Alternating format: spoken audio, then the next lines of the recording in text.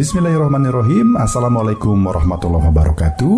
Haturan kasugri pamirsa, sampurasun wargi-wargi sadaya. Kasugri pamirsa, mitra katresna dongeng Sunda Kang Gilang nu kajumantarakeun tur kapidangkeun di channel YouTube Kamemet Urang Sadaya. Alhamdulillahirabbil alamin, di larasan ayeuna Kang Gilang tiasa tepang dangude sareng kasugri pamirsa. Urang baris medar carios anu enggal, anu masih nyandak lapar atanapi kasang tukang sajarah zaman baheula kasugri pamirsa. Sapertos biasa ye carios teh ditulis ku Pak Aan Merdeka Permana. Anu bukuna diterbitkeun ku Putra Pajajaran Mandiri. Naon carios anu baris dipedar dinten ayeuna dugi karengse kasugri, urang baris ngahanca hiji carita anu judulna nyaeta Kian Santang Jaya Antea. Mangga kasugri pamirsa, urang sami-sami Bandungan ye carios karya Aan Merdeka Permana dina judul Kian Santang Jaya Antea. Wilujeng ngadangukeun Waluya Dongeng Sunda.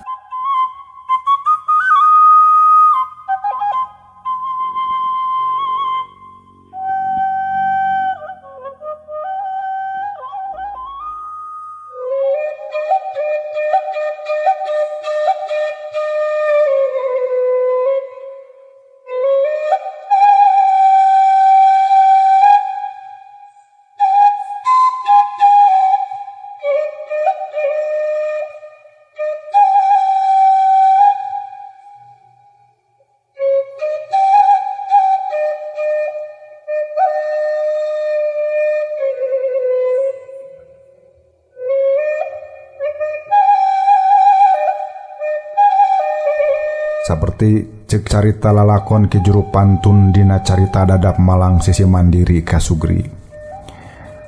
Rakean kalang Sunda diudag-udag ku Jaya Antea jeung baladna, tapi rakean lain rakean nu kiwari. Inyana gancang jasa salampat sulumput bari ngagedag. Laju namah deuk hanteu kadeuleu. Eueuh kamurang anu ngaroyang, eueuh daun anu garedag. Eueuh pangpung sora katincak, eueuh areuy tepak muranteng.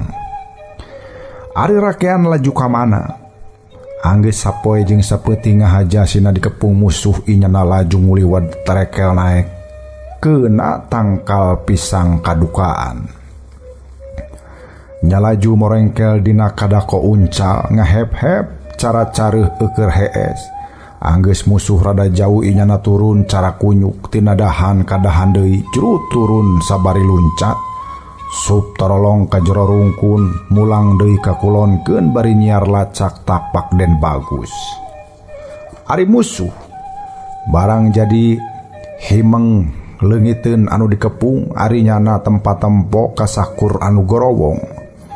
Kurah koreh kasakur anu ngagunduk, rujak rojok kasakur anu nyangkewok. Nya laju namah cari ngogo bae. Bari diuk luak liuk nyerabutan cucuk tina suku, nyerabutan pacet tina kelek. Ngagarawan tuma handapeun kanyut. Nah ieu teh betul kanu kanyut. Tapi danya kita di dina kieu. Dina naskah kieu moal dileungitkeun moal. Orang balikan denya ngagarawan tumah handapeun kanyut, nu cingogo urang tinggalkeun, urang mah ngudag rakean. Rakean lempang gancang tapi matana nyiar lacak teh gancang teuing. Nepieun ka salah deuleu, puguh lacak urut maung disangkana lacak den bagus. Nya inyana laju ngidul nangetan saeutik, laju anjog ka hiji lebah nyang hareupan gunung nu rada luhur, laju unggah. Ari Jaya Antea teh Antea nu jaya, tapi nu jayana can anteheun, anggeus leungiteun anu dikepungan, inyana karek anggeh tina lacak jeung anu diudag-udag teh lain 3 urang. Tapi baru geuningan saurang nu pinter nipu bisa ngiles, inyana keheul kaliwat saking laju najongan anu cingogo bari heheakan. Mantog, susul ka kidul. Jaya Antea laju ka kidul ngidul nanya teuing ka mana. Ngan lumpatna sabari ngabeberkeun jubah. Anu ditajongan nya karuhan bae mailalinu. Mulak timbel lain tiwaya kasuruduk keboedan. Anu keur nyabut cucuk tina suku ngabebetkeun deui cucukna. Malah leuwih jero mananti heula. Anu ngadudutan pacet dina kelek ngarewu deui pacetna anu meunang mencet dijejelkeun deui ka jero iket. Anu ngagarowan tuma teakeun bae tuma-tumana diawurkeun ka hulu batur. Laju lalumpatan jiga ajag nuturkeun datona. Aya nu egle-eglean cara lempang anjing pincang, aya nu kekepes bae ngepeskeun pacet nangkel dijewer. Malah aya nu sabari gugutrut ngagutrut tuma handapeun kanyut. Keun sinala lumpat kasukri pamirsa. Kasukri pamirsa mitra kaum dangu anu mulia. Eta mangrupikeun sempalan tina naskah pantun dadap Malang sisi Cimandirinya. Rakyat Kalang Sunda geus bisa gabung deui jeung anu duaan ngan deui tetep dibeberi ku Jaya Antea sabalad-balad. Malah antuk nama dikepung wakul buaya mangap, tapi rakyat Kalang Sunda embung adu haripan jeung Jaya Antea. Saban Jaya Antea ngobrot ku rupa-rupa jurus ku rakyat Kalang Sunda henteu ditakis. Atuh sumawona lamun malik narajang mah. Anu jadi perkara rakyat Kalang Sunda embung paanteleungeun jeung Jaya Antea. Mireunna rakyat Kalang Sunda anu gawena teh ngan cungcat cingcat babali cetan mungguh matak sareuk-seuk pikeun Raden Kumbang Bagus Setra, padahal manehna mah sasat keur banting tulang ngahampolan balad Banten. Geus loba balad Banten anu ngajurah roh ku manehna, tapi ari rakyat Kalang Sunda mah ngalawan jalma saurang ge gawena teh ukur cungcat cingcat. Alik sia rakyat, aing nyang hareupan eta makluk. Cek Raden Bagus Setra sabab ngarasa kaluman. Tegedah Raden, sawios ijal minta disangaripan ku jisim kaula bae. Tembal rakyat Kalang Sunda. Moal balik. Cek Raden Kumbang Bagus Setra bari ngarebut hancengan. Rakyat Kalang Sunda kacida hariwangeunana basa mireungeuh Raden Kumbang Bagus Setra ngobrot Jaya Antea sakama-kama, malah sari-sari teu jeung jejeuhan. Kabireungeuh pisan manehna ejiden pisan ka Jaya Antea. Sabalikna pisan Jaya Antea manehna mah bangun teu gurung gusuh dina bitotama teh, malah leuwih loba nakis tinggelan batan malikna rajang. Rakyat Kalang Sunda teu bisa ngahalangan gerakan-gerakan peureup Raden Kumbang Bagus Setra anu sakitu merakpekna neunggelan awak Jaya Antea. Ngan bae kabireungeuh beuki dieu tanaga teunggelan teh beuki ngurangan. Tepikeun ka akhirna mah Raden Kumbang Bagus Setra teh beuki leuleus jiga kapas kaibunan.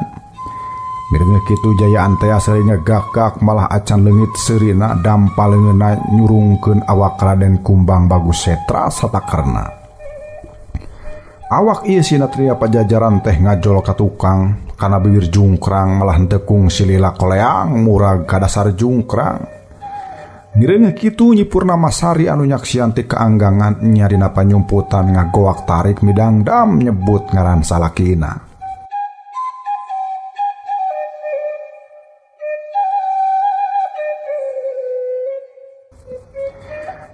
Nyaho di mana Nyi Purnama Sari cicingna Jaya Antea ngabalesat muruh ka eta tempat. Ngan bae rakyat Kalang Sunda kaburu nenggorkeun batu sagede hulu kebo. Jaya Antea apal aya marabahaya anu datang. Kumanehna eta batu tadi papa ku dampaleungeunna, tapi tanaga rakyat Kalang Sunda kacida badagna. Sanajan batu acur di papa ku dampaleungeun, tapi awak Jaya Antea ngajengkang tur jujuralitan menang sababaraha jumpali. Ieu kasempetan ku rakyat Kalang Sunda dipake kabur bari mangku awak Nyi Purnama Sari. Kaburna babali tetan keluar asup leuweung gerotan anu susah disusul ku pihak musuh. Rakyat Kalang Sunda kapaksa ngebekem sungut Nyi Purnama Sari sabab lamun teu kitu sora anu jejeritan teh bakal jadi tuduh jalan ke pihak musuh. Rakyat Kalang Sunda terus mamawa kabur Nyi Purnama Sari tina pangudag musuh bari kukurubutan ka jero leuweung jembet. sagembengan tanaga nya sagemblengna tanaga dipakai keur lumpat. Lamun bae mah kudu adu harapan jeung musuh komo musuh sabubuhan manehna geus moal mangga pulia deui. Tapi tegadna panceg yen Nyi Purnamasari kudu salamet ulah keuna ku pangrogahala musuh. Rakean Kalang Sunda acan nyaho pasti nah Raden Kumbang Bagusetra salamet tina Pancabaya atawa sabalikna. Ngan anu tetela jabang bayi anu keur dikandung ku Nyi Purnamasari kudu kapuluk, kudu salamet sabab eta salah sahiji anu bakal neruskeun tuturus Pajajaran. Nyi Purnamasari masalah paham manehna nuding rakean Kalang Sunda henteu hayang salakina salamet. Kabireungeuh dina Bitotama ngalawan Jaya Antea teh daek henteu-henteu. Padahal geus dipokeun ti heula yen Jaya Antea boga ilmu ahe nya eta bisa nyedot ilmu lawan anu keur disanghareupan. Lamun manehna oge sarua ngadu tanaga jeung Jaya Antea, meureun nasib manehna oge sarua jeung Raden Kumbang Bagusetra. Awak ngadadak leuleus jiga kapupul bayu. Saperti ceuk pantun dadap malang di sisi Cimandiri. Nyi Putri dibawa nyumput lempangna susulumputan. Majuna ka basisir tapi jalanna buni kabina. Sabab sieun kapanggih Jaya Antea. Tapi mungkin jauh jalan teh mungkin hese, gunung-gunung tambah loba, leuweung-leuweung tambah werit, nepikeun ka Nyi Putri ceurik. Kocapkeun bae nepi ka hiji gunung anu leuweungna sakabehan, anu leuweung tatangkalan, lain leuweung tatangkalan. Tapi leuweung rurungkunan di anu buni rakean nyumputkeun Nyi Putri. Tunda heula, tunda di anu buni. Gunung anu ngalingkung pijalaneun lumpatna anu tiluan tadi kiwari aya keneh disebutna Gunung Lingkung. Bareto eta liang ka jero taneuh bejana memang aya. Cenah mah terusna teh ka sagara kidul kaluarna handapeun karang nu kiwari disebut Karang Pamulang. Gunung anu leuweung-leuweungna ngan rurungkunan wungkul kiwari aya keneh disarebutna Gunung Reuma.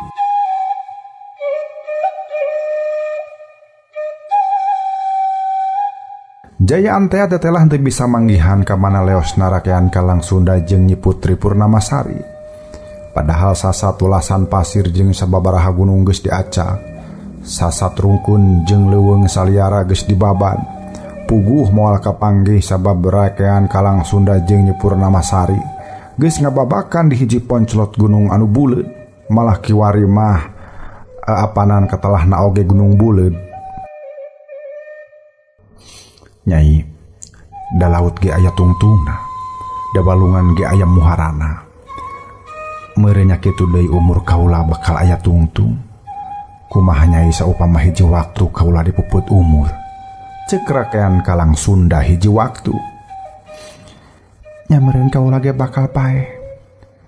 Da itu kujang geus dihayagikeun, da ieu patrem teu weleh aya. Tembal Nyi Purnamasari. Ulah luasan kitu Nyai. Eta beuteung geus beuki gede.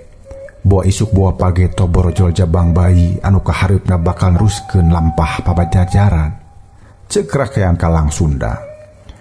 Di omongan kitu Nyi Purnamasari ngeluk tungkul. Puguh kaula teh keur bingung. Ieu budak lahir eueuh bapaan. Kumaha mun seug hiji waktu nanyakeun nu jadi bapa, hayang nyaho di rupa bapa. Ceuk Nyi Purnamasari. Ayeuna giliran rakean Kalang Sunda anu ngahruk sedih ngahruk tungkul teu kaluar omongan najan sakecap.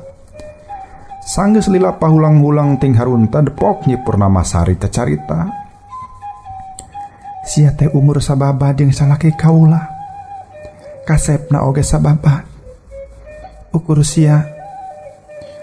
sia mah hideung ari salaki aing bodas. Supaya aing teu katanyaan ku budak kumaha lamun sia di aku salaki. Ceuk Nyi Purnamasari teh didingding kelir. Ditale kitu rakean Kalang Sunda ngahulang lila bari ngeluk tungkul jiga buuk meunang mabuk. Kumaha kehan? Rakean Kalang Sunda masih keneh tungkul. Sia teh toh pati jiwa raga dina bumelah kana nyawa kaula. Leuwih ti salaki kaula. Jadi aya hadena sia tong kagok mikanya mika asih dari kaula. Ceuk Nyi Purnamasari. Sanggeus lila ngeluk akhirna pok rakean Kalang Sunda nembala. Jisim kaula berat nyuhun, berat nyanggeuy, berat narimakeunana. Bala kabae jisim kaula teh kagendam asmara ku salira Nyai. Tisaprak jisim kaula ngakod salira hate mah tos beda. Tapi jisim kaula nalipak maneh. Jisim kaula mah ukur bade gapurah ngajaga kasalamatan diri Nyai. Kacida werakna lamun mamang lengser apaleun. Padahal pan tugas jisim kaula mah ukur ngajaga kasalamatan teu langkung ti eta. Tembal rakean Kalang Sunda. Cohagna mah rakean Kalang Sunda teh henteu sanggup ngawin dunungan, campelak ngaranna. Henteu kedah dugi ka kitu Nyai. Namung jisim kaula bakal tetep ngabakti. Bakal tetep nang tayungan salira Nyai dugi ka puput umur. Keun soal jabang bayin ungke bakal lahir mah. Jisim kaula anu nerangkeunana. Cek rakean Kalang Sunda. Nyi Purnama Sari teu kasigeung dumeh rakean Kalang Sunda nolak sapajodogan pamenta dirina. Malah kumireungeuh ketak jeung palanggeran hirup rakean Kalang Sunda Nyi Purnama Sari mah beuki hormat ka ieu lalaki anu ukur ngaku badega teh. Rakean Kalang Sunda tetap babakti ka Nyi Purnama Sari ngan pedah dina ieu carita mah teu kabejakeun nah babaktina nepi ka gubrag orok Nyi Purnama Sari.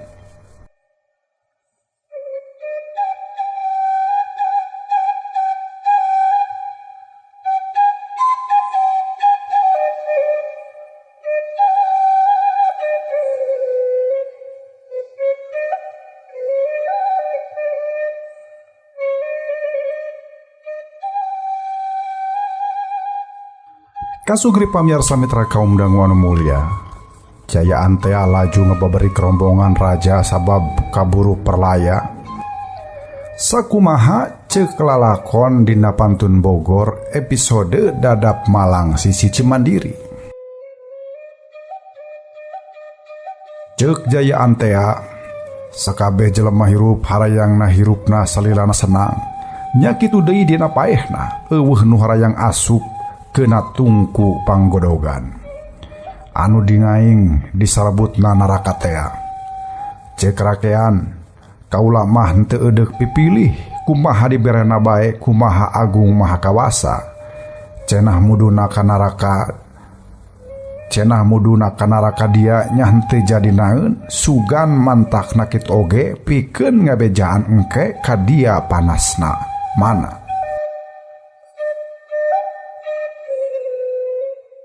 Panas mana panggodogan di neraka dia atawa panggodogan kaula di jagat pancakabuana karma. Jaya Antea ambek jasa cek inyana. Begu pajajaran, dasar warahan si lengser, badagong eueuh pangsana. Cek rakean, ulah mamawa jelema nu teu tuah ki lengser mah tara ngawarah keuna badagong. Buktina, najan kaula disia-sia kaula tetep ngajanan bae. Tapi ayeuna Jaya Antea naeun kahayang sia, eudeuh sia ngadu kabisa seug geura taker jajaten sia. Ngaing moal eudeuh ngejat, geura budalkeun kasaktian sia, moal ngaing eudeuh nyingkah. Jaya Antea laju ditubruk rakean, laju ditubruk galungan, cara maung parebut mustika. Eueuh nu eleh, eueuh nu meunang. Rakean ngalugas kujang, tapi kujang rakean ujug-ujug juga aya nu nepak lepas tina kepeulanana. Jeleg jadi arca anu baheula nyorang boga ngaran Arca Mbah Jaga Patijaya. Sewang-sewang ngabudalkeun siragana, tapi eueuh nu eleh, eueuh nu meunang. Jaya Antea notokeun tumbakna, tapi tumbakna katewak ku rakean. Laju dibalangkeun ragrag raju, laju jadi deui haur.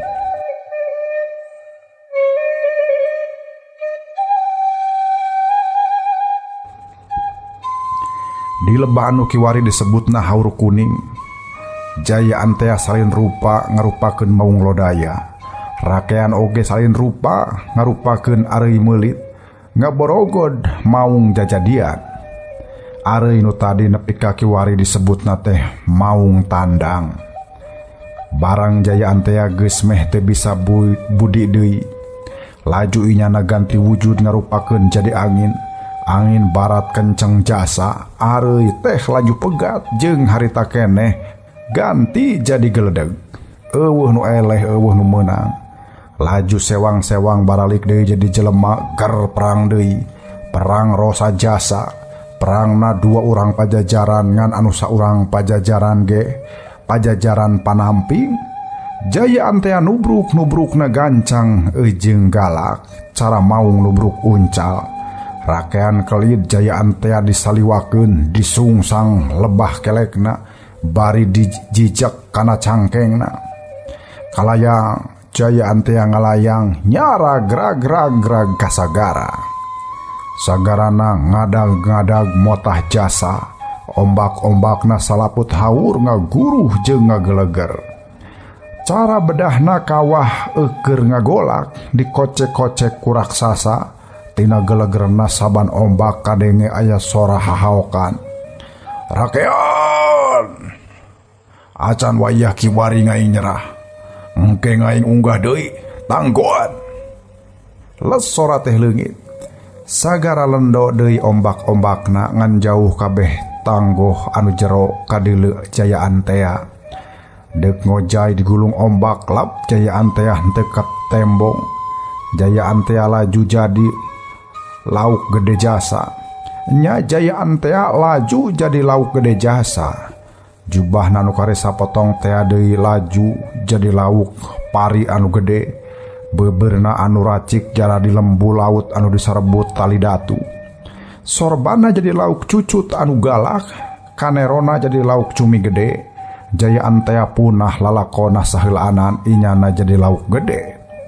Punahna Jaya Antea jadi jelema lain ku sabab sembaheunana henteu manjur, lain ku sabab sembaheunana henteu agung, tapi ku sabab dipunahkeun ku polah Jaya Antea sorangan kene. Jaya Antea ganti sembaheun, Jaya Antea bilu ka musuh ku sabab Jaya Antea hayang jadi raja di Pajajaran. Tapi dina angkuh larapan angeuna, Jaya Antea saja ngadegkeun deui nagara Pajajaran anu anyar anu rongkah Jaya perkosa, pikeun naklukeun raja-raja ti nagara anu ngarangkat Jaya Antea jadi raja. Jaya Antea teu katulah ku pamohalna. Dibendon kuno agung anu nunggal angan sahiji, anu ku Jaya Antea disebutna Gusti Allah. Gunung Sisi Walungan pangdekeutna ka sisi sagara kiwari aya kene. Bare tomah disarebutna Gunung Jaya Antea, tapi kiwari mah jadi Gunung Jayanti. Ceuk carita urang palabuhan Ratu Kiwari. Eta lauk gede teh memang ayana di laut rada ka tengah jeung nembonganana lain bae ka anu kabeneran. Nya lain bae ka anu kaberenehan, tapi pang-pangna mah ka jelema-jelema nu sarombong.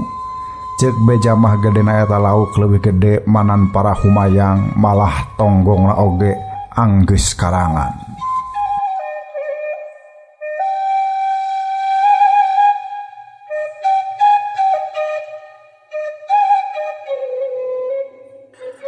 Kasugri pamirsa mitra kaum dangu anu mulia, ieu carita marupa oplosan tina sawatara sumber. Lalakon badagna sawareh nyutat tina pantun Dadap Malang Sisi Cimandiri. Sawareh marupa hasil panalungtikan nu nulis ieu carita. Nyutat sawareh tina carita pantun sabab teu sagemblengna dipake. Dina ieu buku oge teu nyabit-nyabit ngaran Kisantang pan ari dina lalakon Dadap Malang Sisi Cimandiri mah. Jaya Antea teh pura-pura jadi Kisantang sangkan diaku anak raja kurayat. Ari Kisantang teh cek versi Dadap Malang Sisi Cimandiri mahnya Prabu Anom Pangeran Cakrabuana. Dina sejarah resmi Pangeran Cakrabuana teh tayelian iwal ti Walang Sungsang, putra kahiji Sri Baduga Maharaja Prabu Siliwangi. Jadi lamun ieu carita ngasupkeun ngaran Kisantang alias Pangeran Cakrabuana alias Walang Sungsang, hartina nu nyusun ieu carita kudu nempatkeun Sri Baduga Maharaja Prabu Siliwangi, raja kahiji Pajajaran tahun 1482 tepikeun ka tahun 1521. Padahal cek sejarah resmi Pajajaran dina zaman Sri Baduga Maharaja mah zamanna nagara Kertoweksa. Eueuh kajadian raja dibeberi ku musuh tepikeun ka kadungsang-dungsang. Lamun maka bejakeun Pajajaran buraknya dina zaman Raja Pajajaran nu akhir. Nyatana Prabu Sedaraga Mulya Surya Kancana. Sawareh nyebutkeun anu ngungsi dibeberi mah lain Prabu Seda tapi Prabu Nisiya Mulya. Mana nu salah mana nu bener moal bisa ditangtukeun sabab anu pang benerna jeung nu pang nyahona mahnya anu ngalaman dina zaman harita. Pantun Bogor diantarana episode Dadap Malang si Cici Mandiri. Dijieuna jauh sebadak Pajajaran burak ratusan tahun anggangna. Pon kitu deui naskah Wangsakerta lain dijieun dina mangsa kajadian. Sarua anggangna oge ratusan tahun dina zaman Pajajaran. Ditambah ku hasil panalungtikan anyar. Sabab lain saurang duaan anu nalungtik deui soal Pajajaran teh. Nya beuki tambah informasi sakapeung rada beda tina catatan anu geus aya ka Sugri.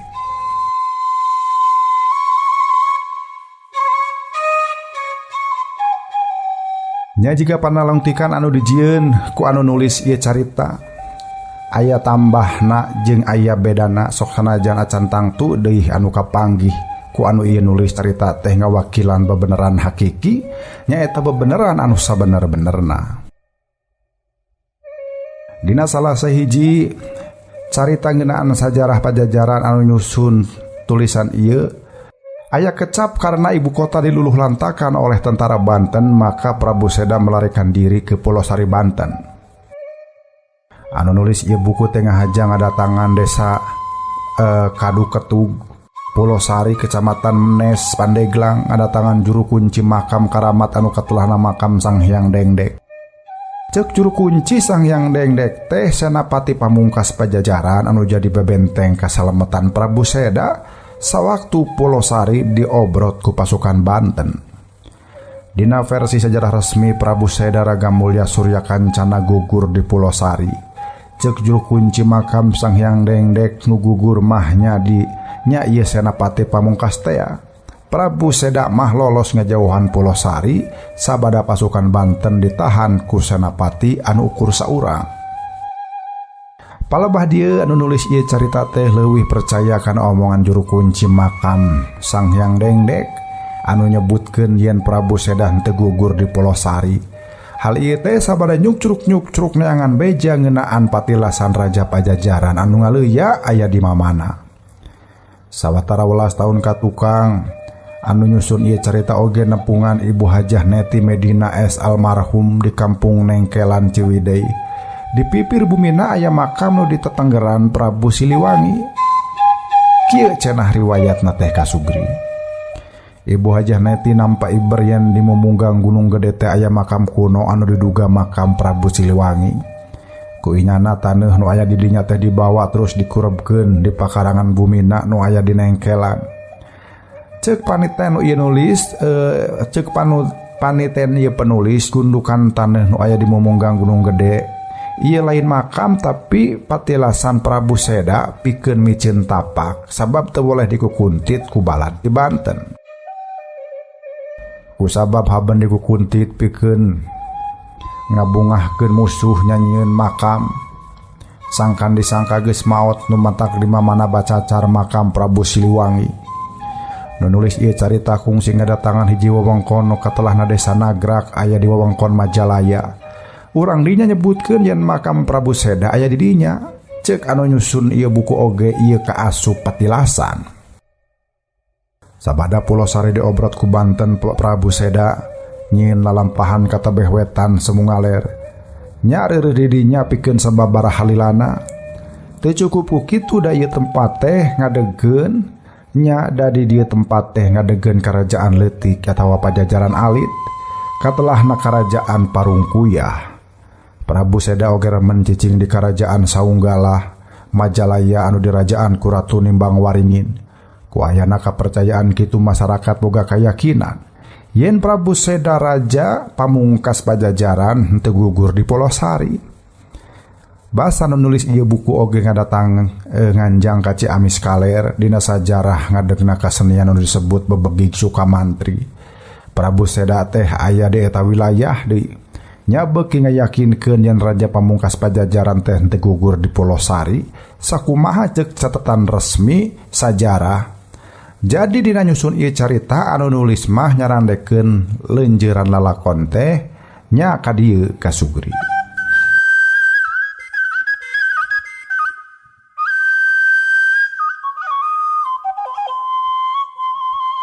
Kasugri pamiarsa mitra kaum dangu anu mulia, urang cekapkeun dugi ka dieu heula pedaran acara dongeng Sunda anu judulna Kian Santang Jaya Antea karya Aan Merdeka Permana. Kang Gilang ngaturkeun nuhun kana segala peratosanana, tong hilap anu teu acan subscribe terakhir toel tanda loncengna supados teu kakantun cariosa salajengna sareng diantos silaturahmina di kolom komentar. Cang urang tunda heula tepang dangu di enjing. Assalamualaikum warahmatullahi wabarakatuh. Premios Waluya Dongeng Sunda.